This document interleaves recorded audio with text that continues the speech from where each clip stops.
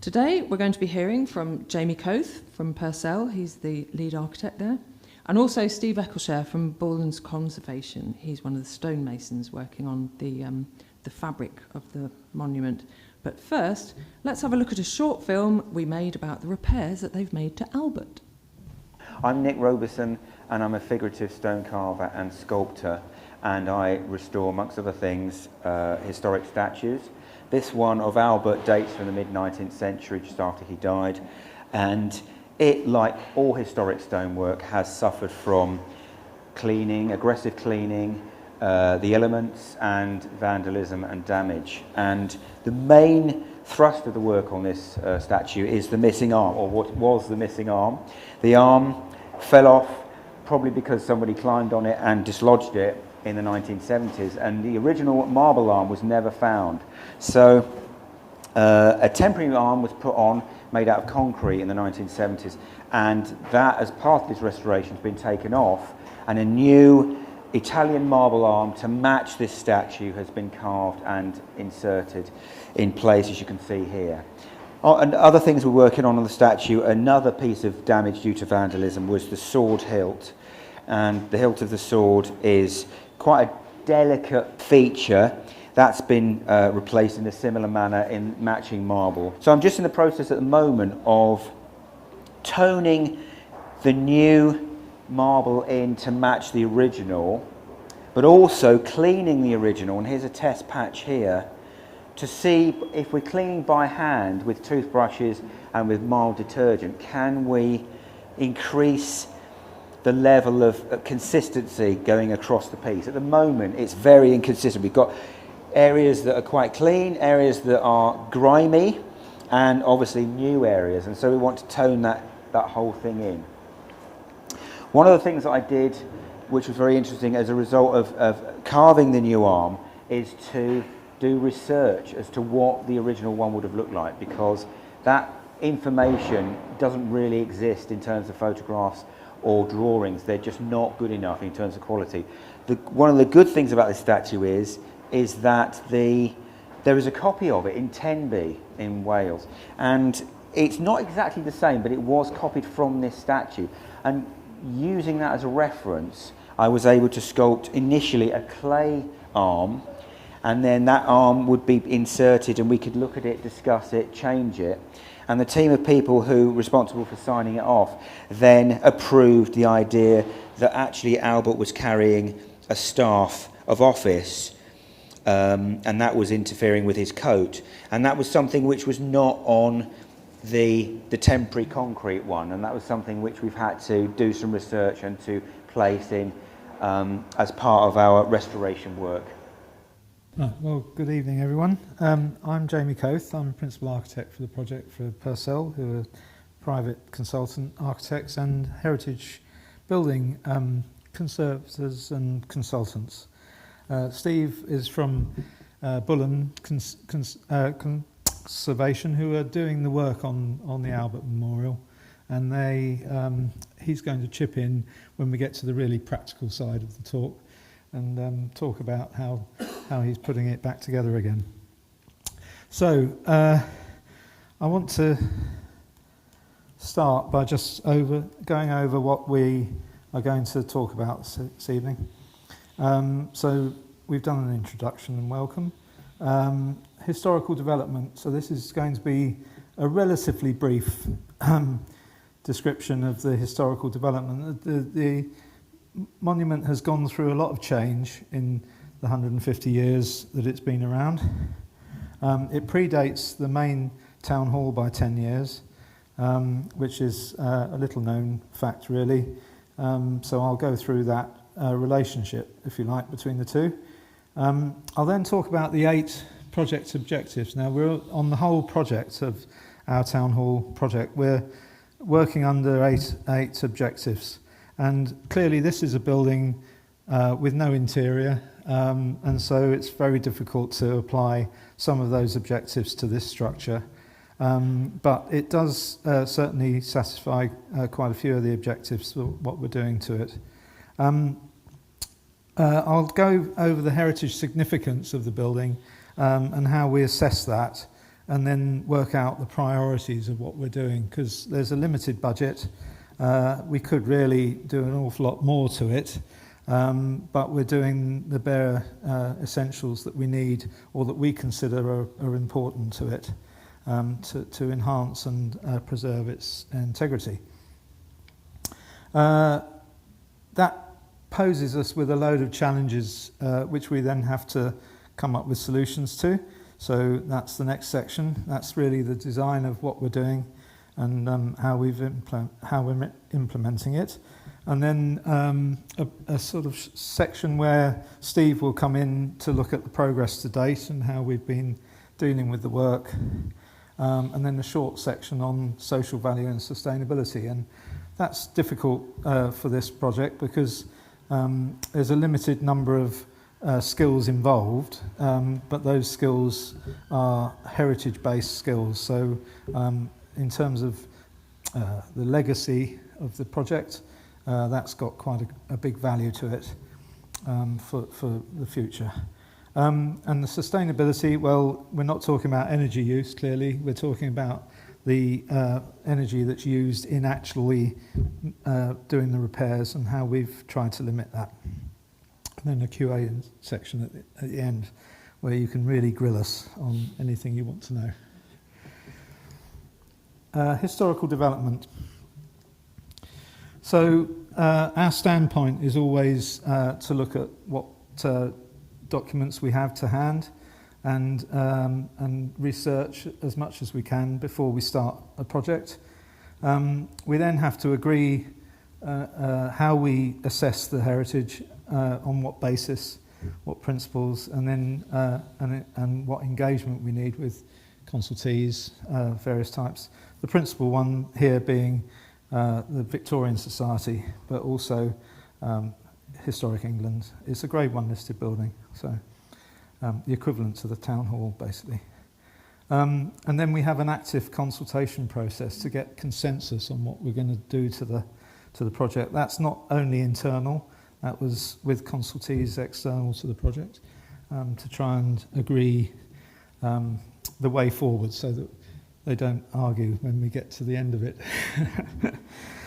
principally. And so my Bibles, there's a Bible which is BDP did a conservation plan for the whole complex back in 2006, which is still relevant, certainly. And there's a small section on the Albert Memorial in that, which is really important to us.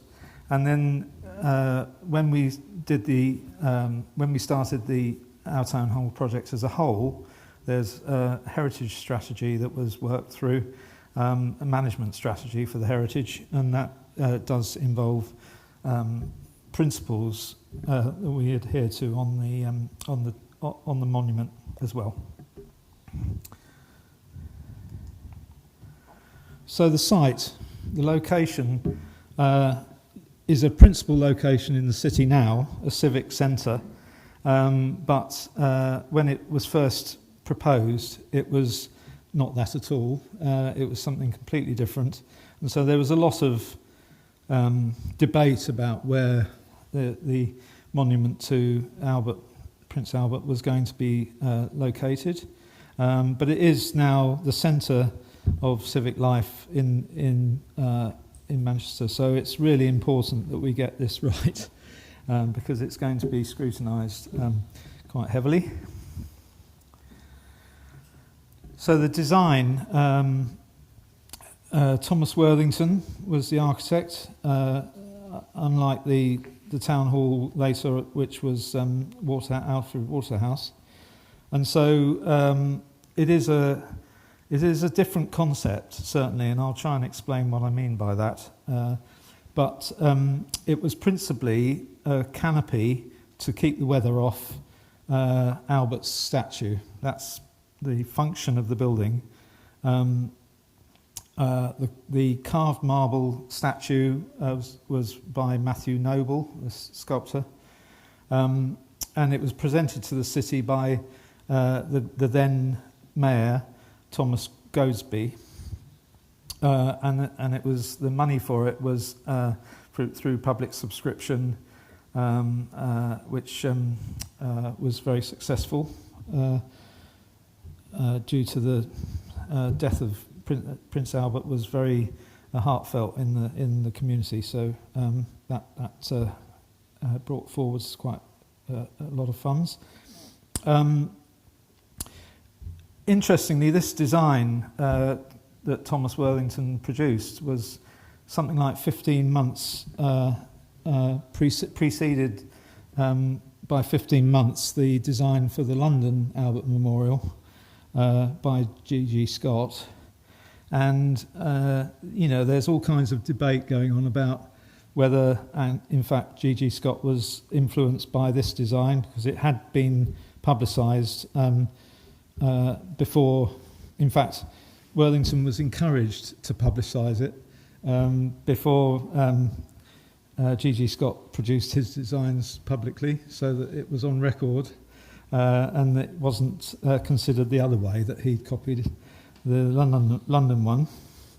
And really it's a medieval Gothic canopy in essence, which is, in terms of Gothic terminology, it's a ciborium, which is a shrine cover, effectively. And so that's the concept of the building. Thomas Worthington toured Italy in 1848, and travelling around on foot, came into Pisa and was very taken with a small Gothic chapel in Pisa called Santa Maria della Spina. And in fact, he sketched that building. In fact, he drew very nice drawings of that building and used the design very much as an influence of the Albert Memorial in Manchester.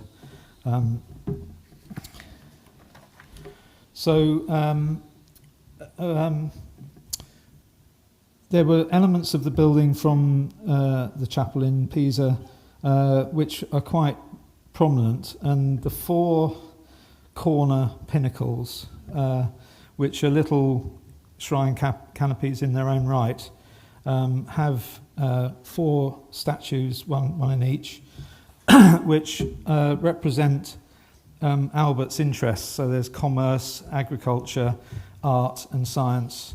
And below those, in the lower tier, there are four accompanying statues that really illustrate those interests in further detail. So the lower tier had a lot of the armorial bearings relating to Albert particularly, and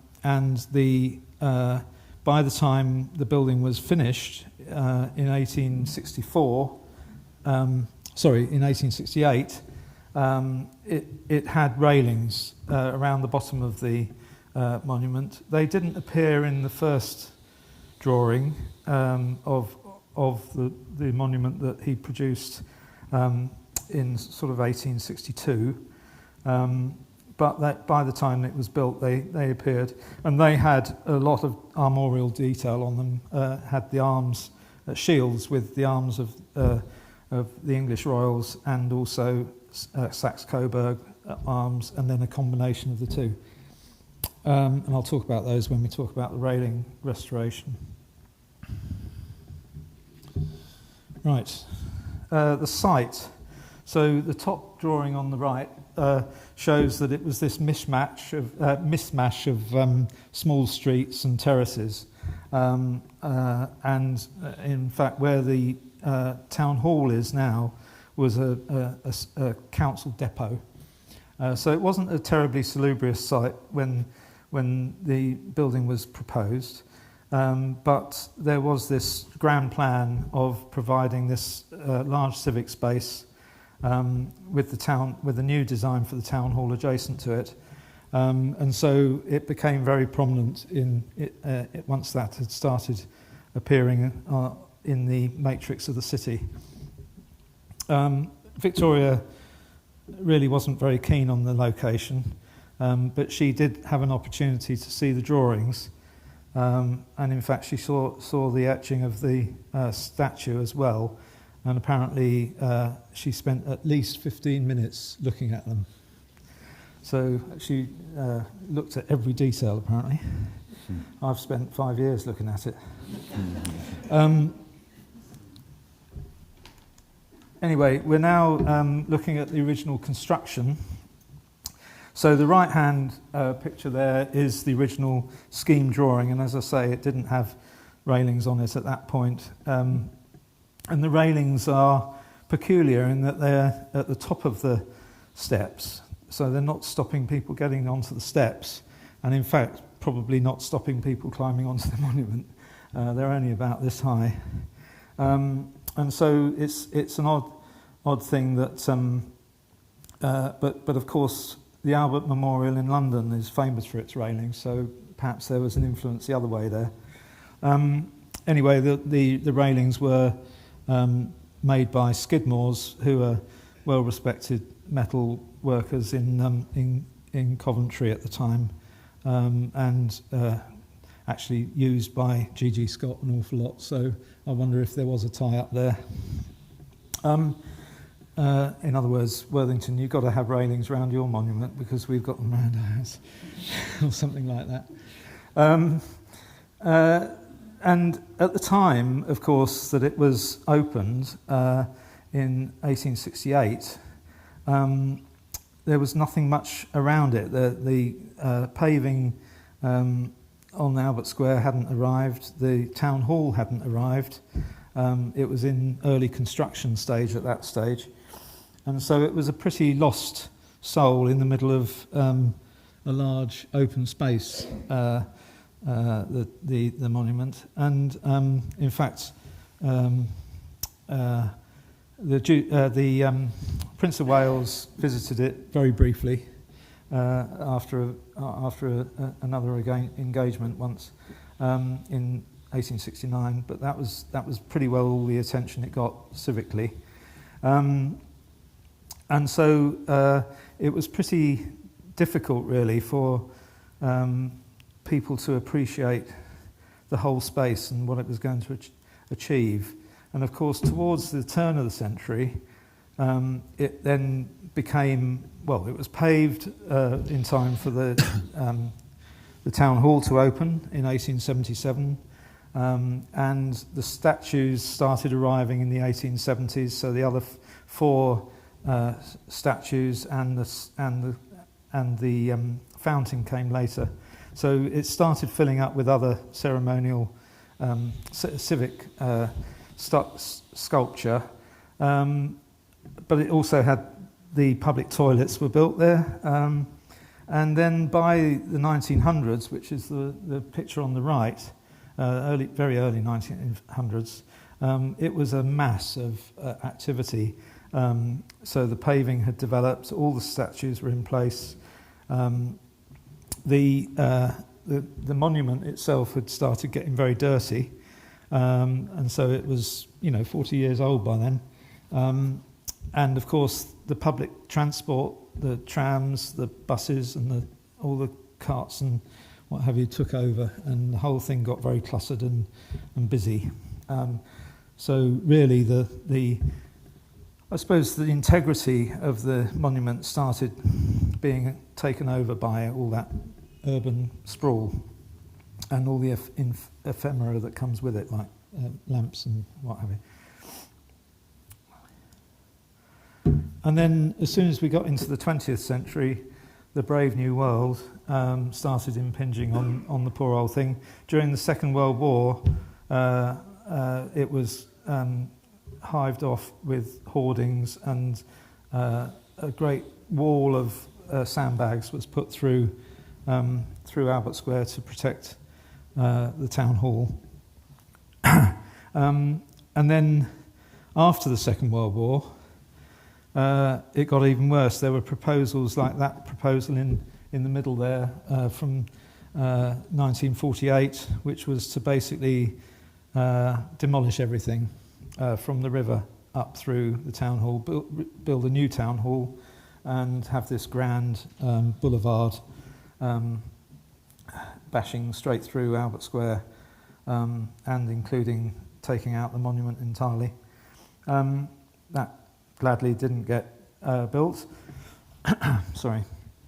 But what did happen is that there were several alterations to Albert Square, which I suppose started also diminishing, especially when the roads were put in around the monument, started diminishing its appearance and its integrity.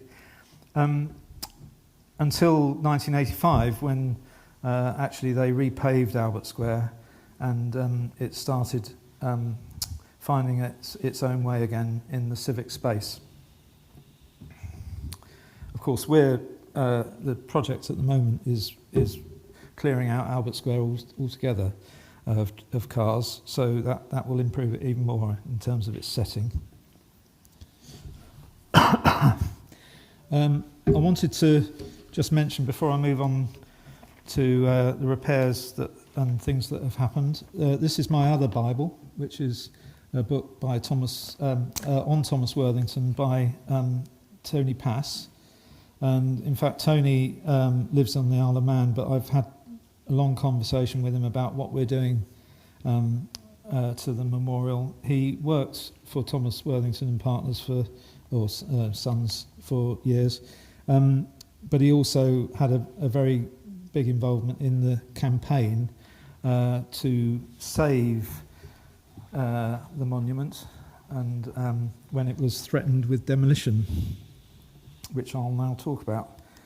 So in the 1960s, I think what's important is the railings didn't get taken out in the Second World War, like so many railings. They survived until at least 46, but sometime during the 1950s they were removed. Nobody knows why, but they were a wonderful piece of ironwork and got just stripped out. That seemed to be the way for Victorian ironwork at that time. But also the worst thing is that after I presume, bomb damage or shaking of the monument after the Second World War, the four pinnacles on the corners were dismantled. The canopies were dismantled in 1950 and stored in the basement of the town hall. So the whole monument was looking pretty a bad condition, slightly unlooked after by the 1950s. That persisted through the 1960s. Nobody really took any interest in it. And in 1971, the council had already, and that little phrase at the top there is the council note reminding the council that they'd actually agreed, they'd had loads of people objecting to the demolition, just reminding the council that they'd agreed to remove the memorial. And it says, dismantle the memorial and dispose of its consistent parts to the best advantage, whatever that means. The suggestion was to put it in a car park next to a new school. So anyway, luckily that didn't happen. I think one of the driving forces for that, by the way, was they were going to put a railway tunnel between Piccadilly and Victoria, and they needed Albert Square as a compound for the works. And if you've seen Albert Square recently, you'll see that we're using it virtually the same thing. But you know, that will change. So it was saved from that by a campaign to save it. I mean, there were lots of discoveries of the drawings. Thomas Worthington and Sons were trying to work out what to do with all their archives. Luckily, they were saved and recorded, and so that drawing of the railings, which has been crucial to us in the restoration of them, was saved, just about. And it was quite a a big local campaign to save the building. It led to some funds being collected, which enabled them to start the restoration work in 1977.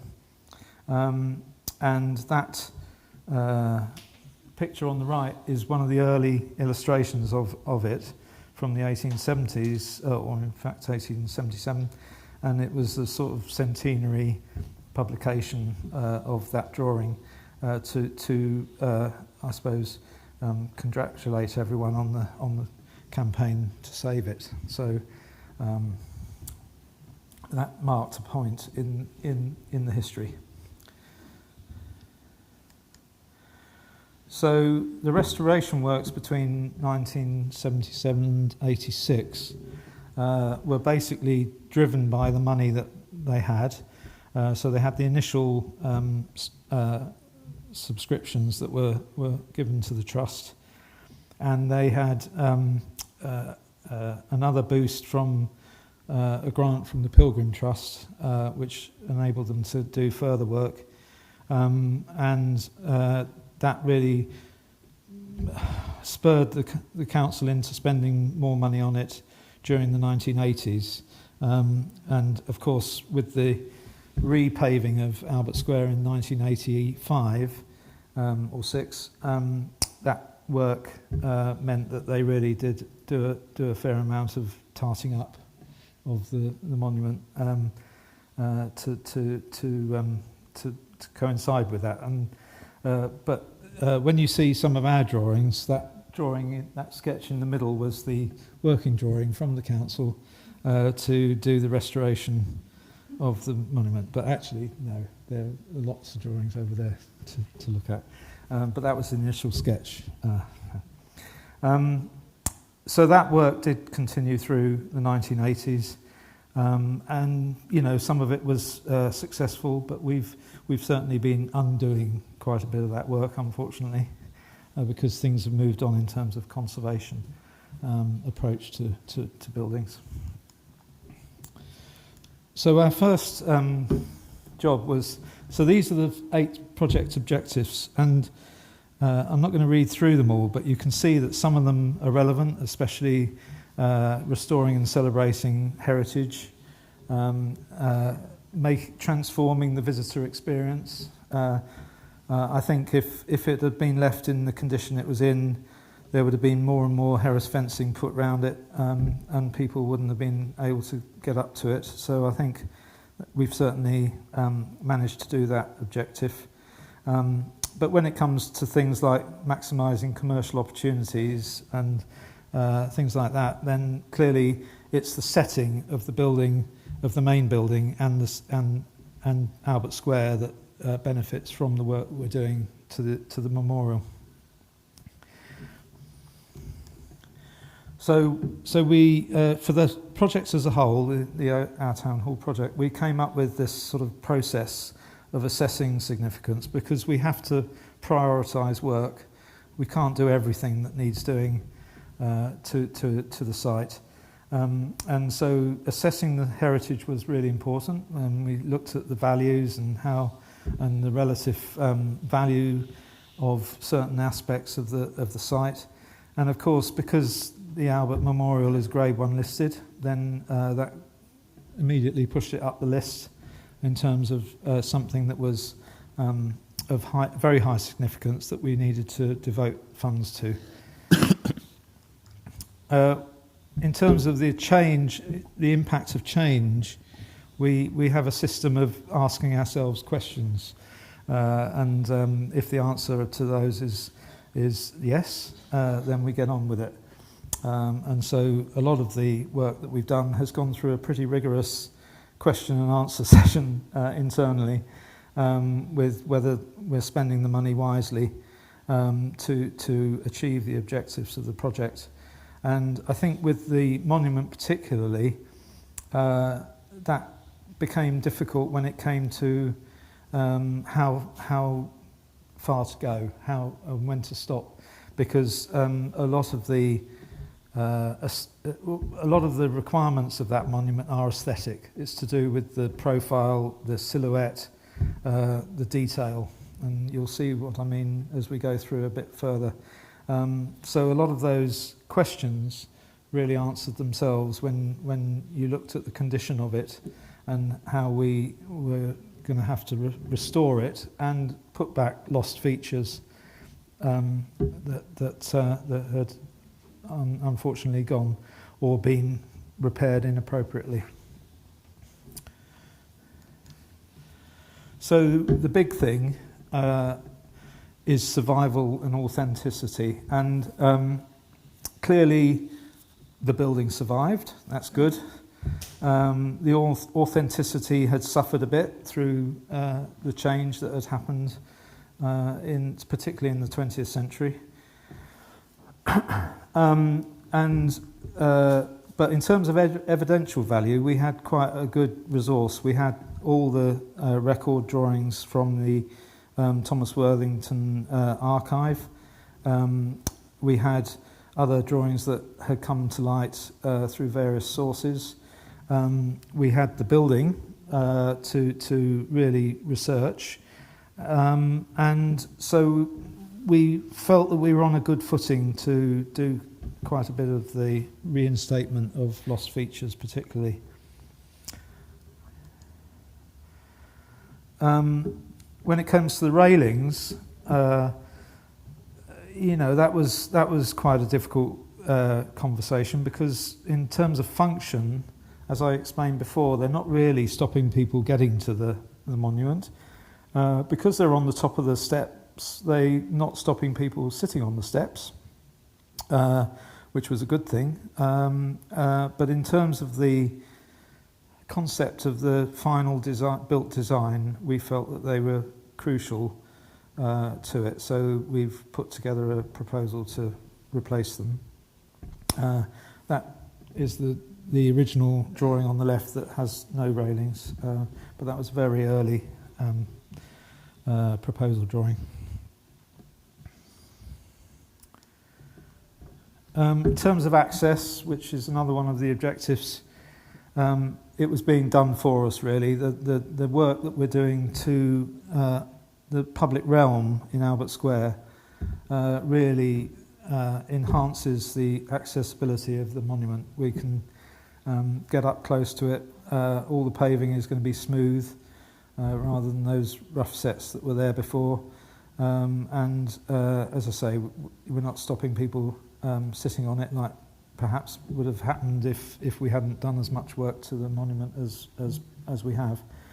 And certainly in terms of the setting of the site wholly, it's going to really add to that attractiveness of the town hall setting. So the challenges. So having worked out what we wanted to do, that set us with a few challenges, which we had to then come up with solutions for. The first one was the proportion of it, really, in terms of the whole project, and that's illustrated quite clearly by the left-hand slide. Just looking at the size of the scaffolds, that little pimple in the front of the town hall is the Albert Memorial, and the vast enclosure scaffold around the town hall just shows the proportion of what we're talking about. So there was a danger that this was going to be the little cousin, but the main thing is, of course, it's the little uncle. It's the main building on the site that truly shows off the Gothic revival. The town hall is a Gothic revival building, but it's on the verge of going to the aesthetic movement. So it's a much more stripped down aesthetic. And so the amount of detail, the two chaps there are working on the main building, so just ignore me for a minute, but the carving on the main building is such large scale and so stripped down that it's not got the aesthetic decoration that the Albert has. I mean, the scaffold itself was a challenge because because it's a four-sided building, it couldn't rely on the resting on the building at all. It's a completely independent scaffold, which gave Steve a lot of headaches because there are so many cross braces in it that you can hardly walk around it, No. and certainly can't lift loads of large stone around it. But it was designed to take the weight of stone that we removed from it, because we knew we were going to have to remove quite a lot of stone from it to do the repairs. So it is designed to be a working platform, and it's also been there far too long. It was supposed to be there 18 months, and it's been there 2.5 years already, and it's starting to leak, unfortunately. So the sooner we can get it down, the better, which is great for everyone because we'll see what we've been doing. The other thing was how to record such a complex structure, 3D structure, because the number of faces on it are phenomenal. And so we decided to do this imaging from a drone. So we basically flew a drone around it and took every possible angle, including flying the drone through and looking up, so that we could get every face of the building recorded digitally. But it's done in a photographic way, and then we were able to put these photographic models together. So that image on the left is looking straight down from the top, and the image on the right is the sort of combined view of the whole monument, and you can go around, twist it around and see what you want to see. So that was really important, that we had a means of recording the building. We also wanted a means that meant that we didn't have to measure every stone, because they're really complex shapes. They're just a few of them. So a photographic method was much more in tune with what we wanted to do. So that was a challenge that we got over through modern technology. I'd much preferred to have spent 3 years measuring it all and drawing it, but nobody wanted me to do that. The next one was the repair survey and prioritising repairs. So the first thing that was done was, and Bullens did this with a sort of vertical access contractor in 2019, I think. So they got the hydraulic hoist up and basically touched every stone.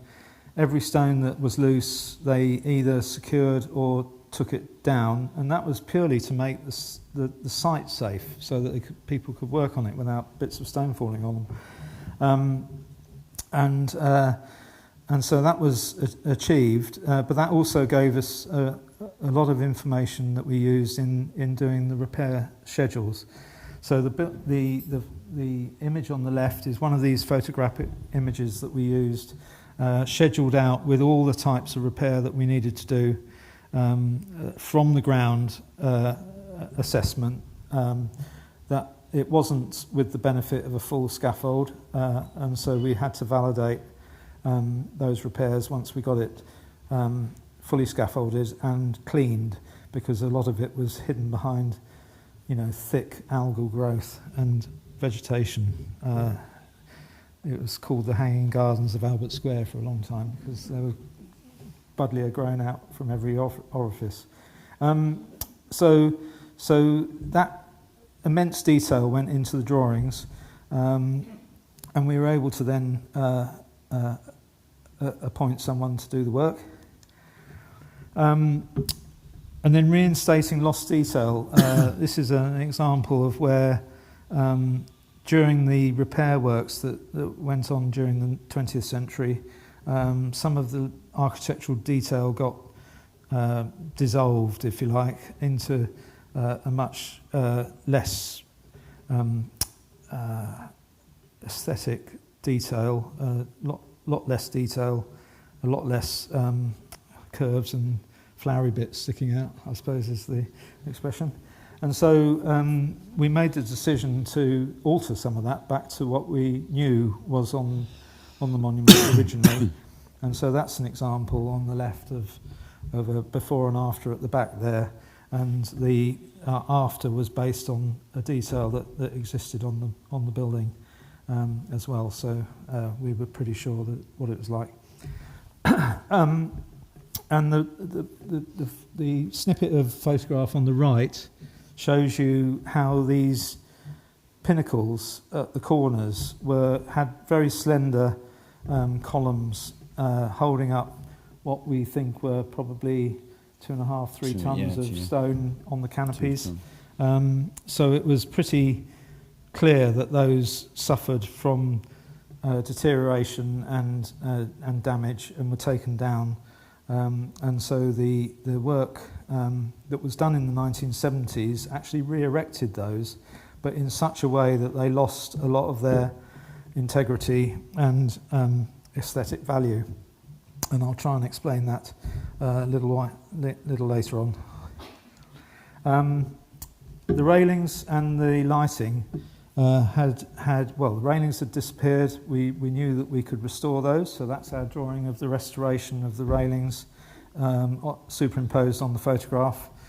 And we had photographic evidence. This chap feeding the pigeons, gave us quite a good photograph of the railings behind. I don't know who took the photograph, but I'm sure they were taking the man, not the railings. But it was nice to see that the railings were quite well photographed. And the lighting standards, which there's one on each corner of the bottom step, had been changed 3 times at least in their history. And we had evidence of not only photographic evidence, but we had a drawing from Thomas Worthington of what the lanterns were like originally. So they're going to be restored to that detail in the project. The most challenging and probably the most controversial element of our work was how we re-supported the pinnacles, the pinnacle canopies. And again, I've put the snippet of the old photograph there to show how delicate the supports were. There was basically a granite column on each corner, which was only 4 inches diameter. That's 100 mil to anyone else.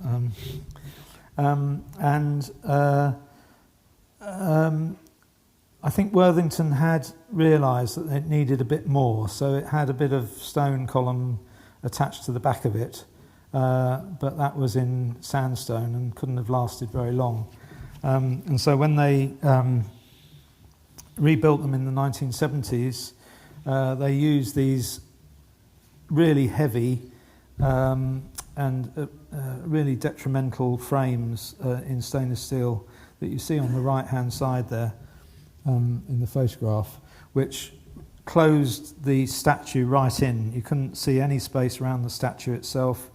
Each of the gables have open tracery, and the steelwork holding up the canopy was like a table, so it blocked off all of that view through. And so we decided that we had to dismantle them again anyway, because there was an awful lot of repair to do. A lot of the work that was done in the 70s was done with resin, and it was really difficult to take them apart, but it was worthwhile because we were able to, and a lot of the detail was really just plain stone. It hadn't got any moulding on it. So we decided to take them down, and that gave us the opportunity to improve the support. And so the little diagram in the bottom left-hand corner shows the relative size of the various supports over the time, and the grey one further in, was the really disappointing one that was put in during the 1970s work.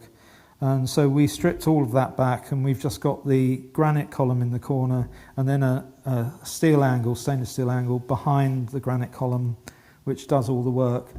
and that allowed us to put a roof, which is a pitched roof of frame in the canopy itself, which means that you can see light through the tracery again. So that was all very complicated explanation of something that was really an aesthetic issue, but it also holds them up, so that's got a function too. So, progress to date.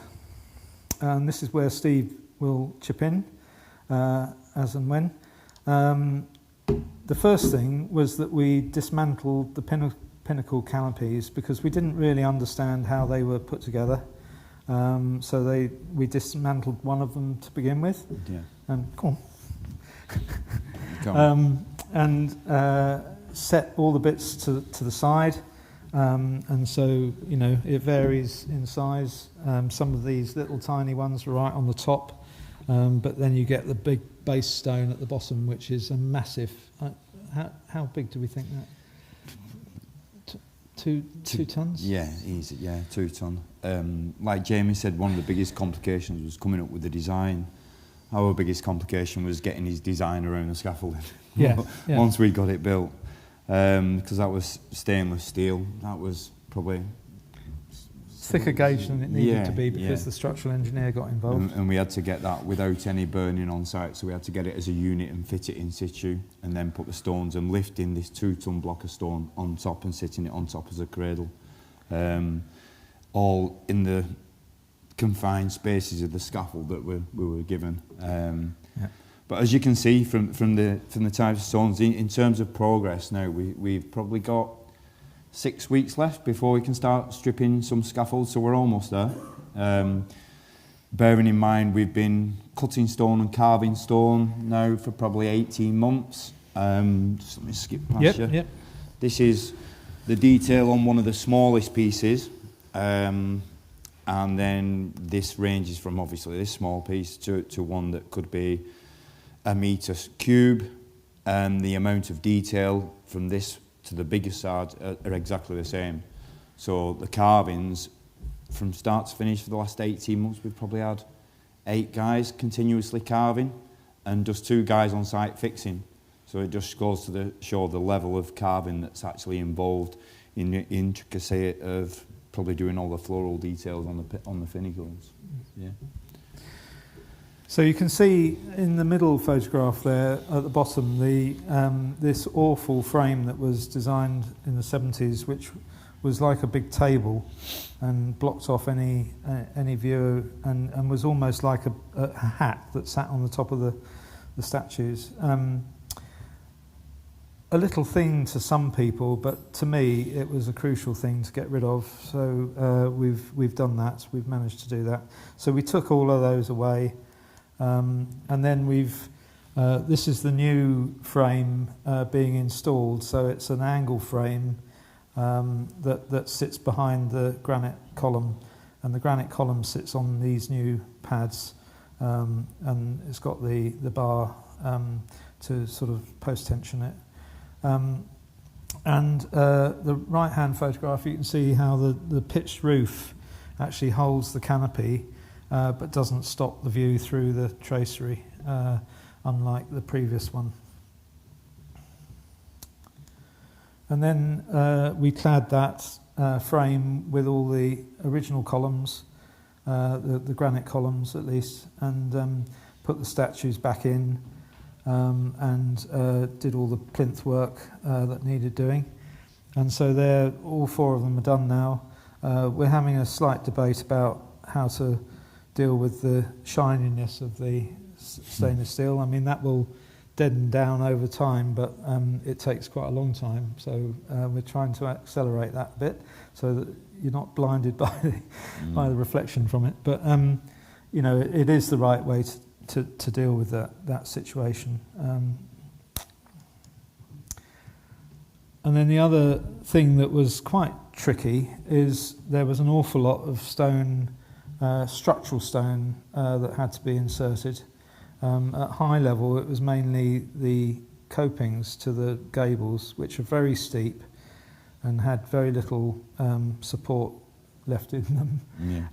And so a lot of them had slipped or cracked, They were also quite eroded. The selection of stone wasn't the best. You had some stones that were completely eroded and some which were fine.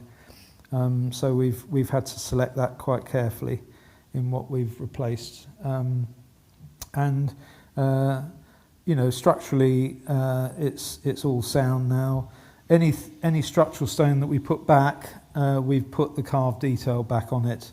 There was a sort of principle in the 1970s work of, if you hadn't got the money, just put a plain stone in, which really, it saved the building, but it didn't save the aesthetic of it, the architecture.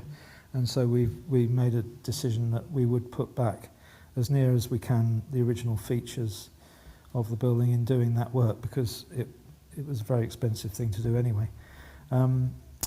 So really, the profiling, as you see in that centre photograph, where we cut through a stone to get the profile, Steve's going to talk about his dislike of profiling in a minute. Yeah, well, some of the masons, we tend to, as much as we can, try to get the original blocks like these, some of the originals back, so the stone carvers can model straight from the original blocks rather than templates. These are some of the templates that our guys have taken, and it might look pleasing to the eye, but one side of this is shorter than that side, and then they can pass it on to the mate, who then turns it round, does another way, and before too long the block starts to change shape. And then you get them to site 6 weeks later and they don't fit, so you spend all the time carving and you get them to site, and then the guys fixing them on site are pulling their hair out because they don't fix, and it just starts to move a little start bit. fettling everything in. So we usually try to get as much as we can as the original block in front of the guy who's carving it and get him to make it exactly like that. And then we tend to, as much as we can as well, get the guy who's carved it to come to site and fix it. So then if there's any problems, he makes it right himself.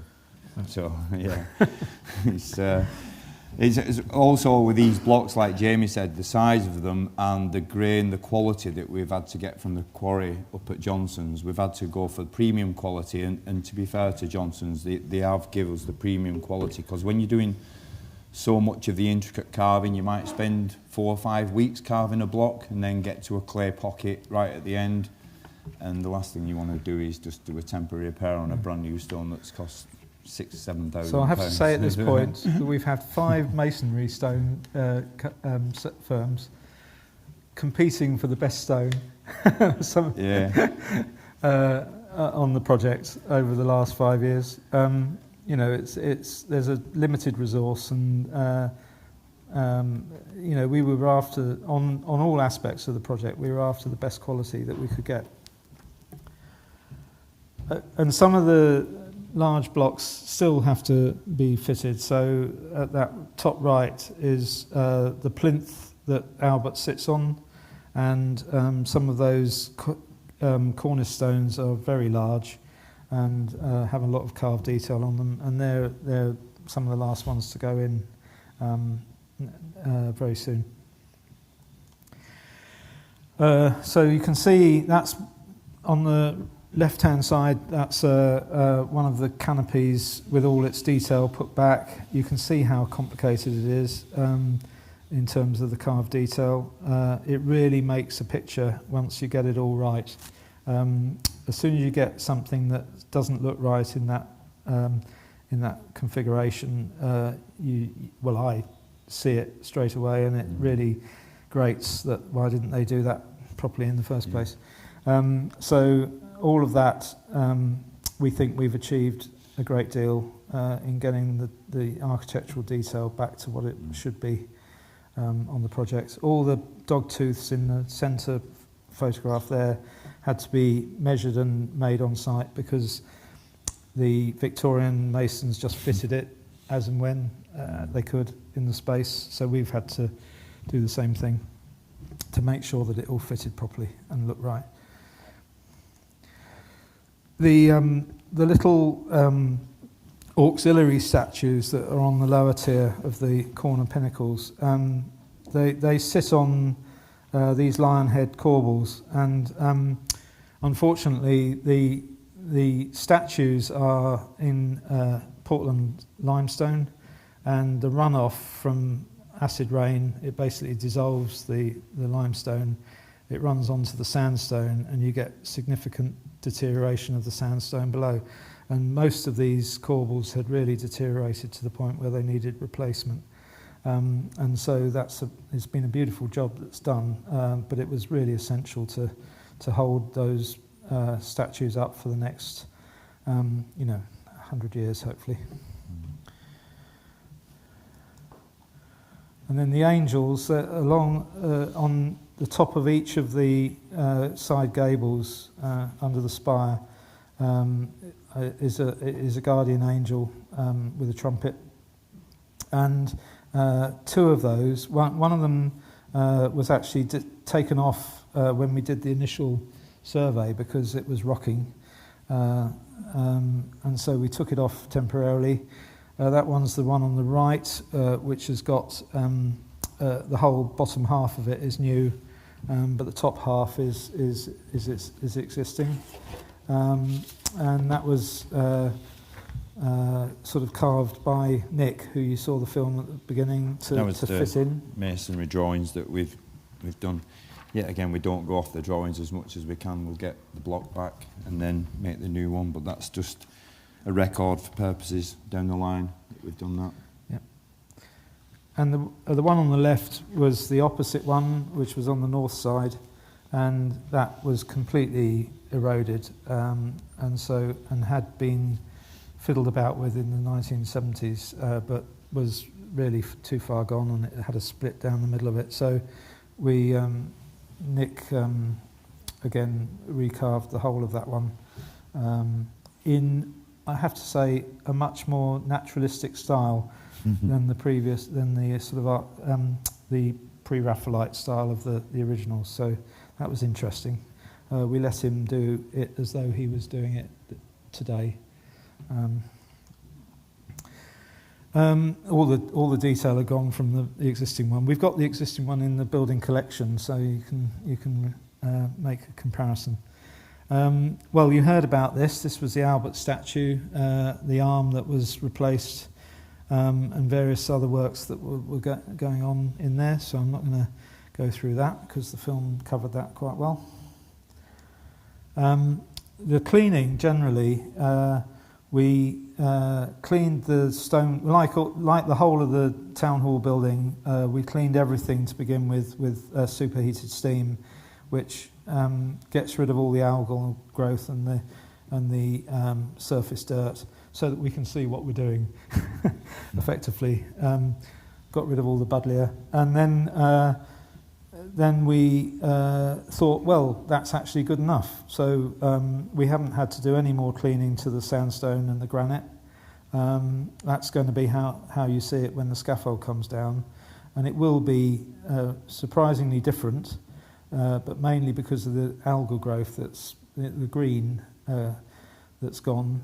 That will come back because unfortunately we've got very clean air now. And so you get algal growth where you don't really want it. But it's relatively easy to clean that off with a steam machine from a cherry picker.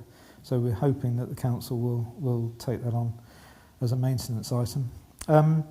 The statues, though, being limestone, and they suffer very badly from sulfate incrustations from pollution, and so there is some. I think there was some sandblasting done at some point, but there's some of the black staining still there. So we're treating that with a poultice to get that off. So the statues should be white, bright white again. We're not cleaning everything off them, but we're doing as much as necessary to bring back their contrast, if you like, to the sandstone. And then, pretty well there now, the railings are, this is hot off the press. We haven't actually seen these in the flesh. These are samples that have been done by Hall Conservation, who are based in London, and I'm seeing them next week. but I asked for photographs of it to present.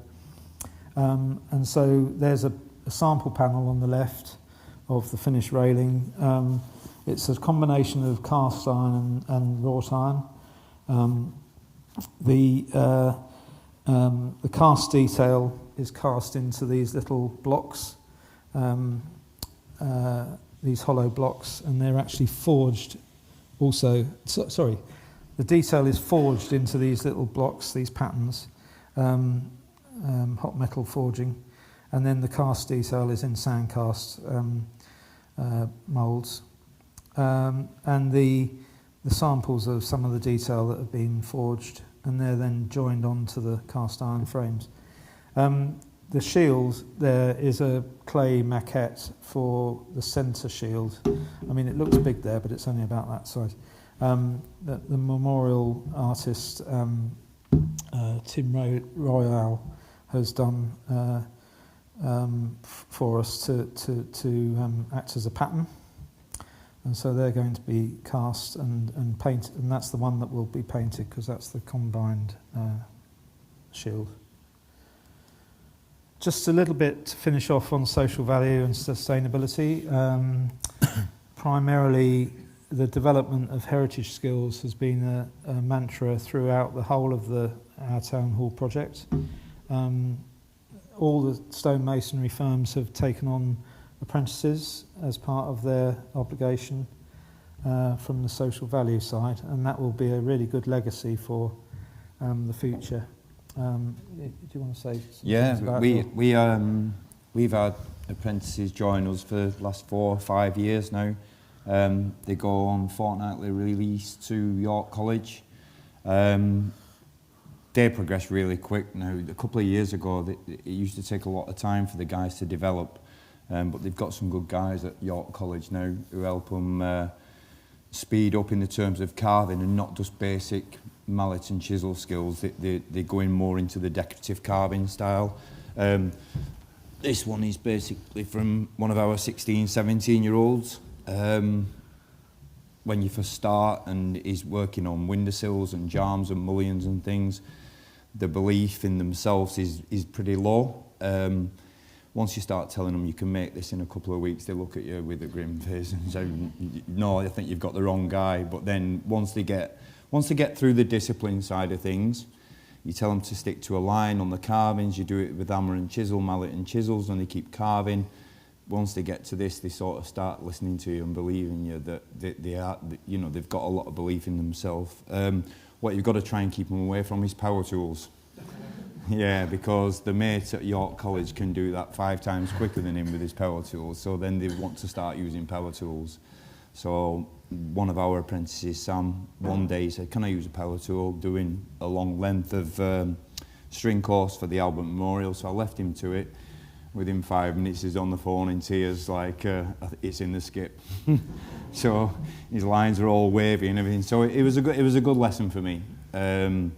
Stick to your mallet and chisel until you know well. Stick to the disciplines, stick to the old crafts. That was the way I was brought up, and it might take a little bit longer, but I do stick with that. But they're brilliant. It's the amount of satisfaction I get from the young ones now.